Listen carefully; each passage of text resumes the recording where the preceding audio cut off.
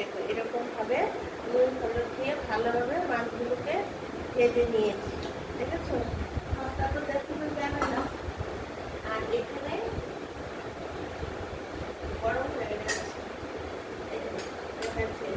আলু, কাঁচা কলা, এগুলিকে নুন হলুদ দিয়ে ভালো করে ভেজেছি।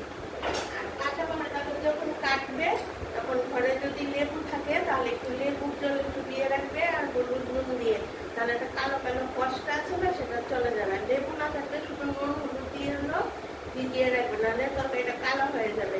তারপর কাঁচা কলাটা ভালো করে ধুয়ে নেবে।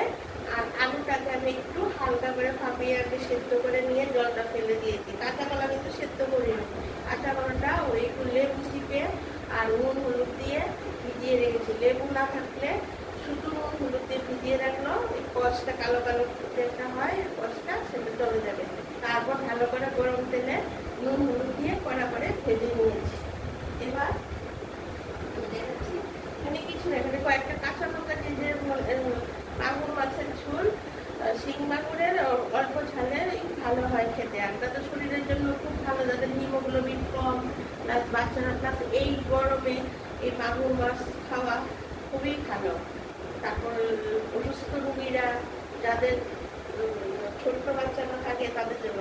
আর ছোট্ট বাচ্চা হলে তো লঙ্কা দেওয়ার দরকার নেই।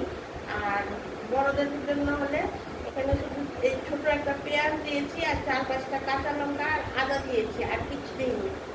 এখানে আমি এখন নুন হলুদ দেবো আর অল্প একটু জিরের গুঁড়ো দেবো।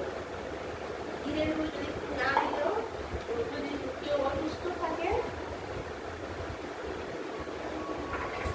তার মতো নুনটা দেবে।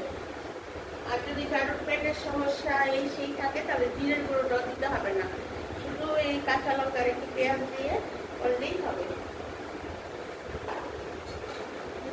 না দিলেও ভালো লাগবে, শুধু ইয়ে করে শুধু পেঁয়াজ বাটা আর কাঁচা লঙ্কা অল্প একটু দিয়ে, আবার ছোট হলে কাঁচা লঙ্কা না দিলেও চলবে।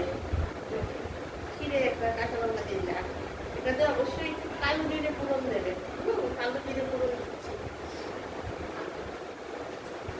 কালো জিরে গরম তেলটা গরম হয়ে গেছে।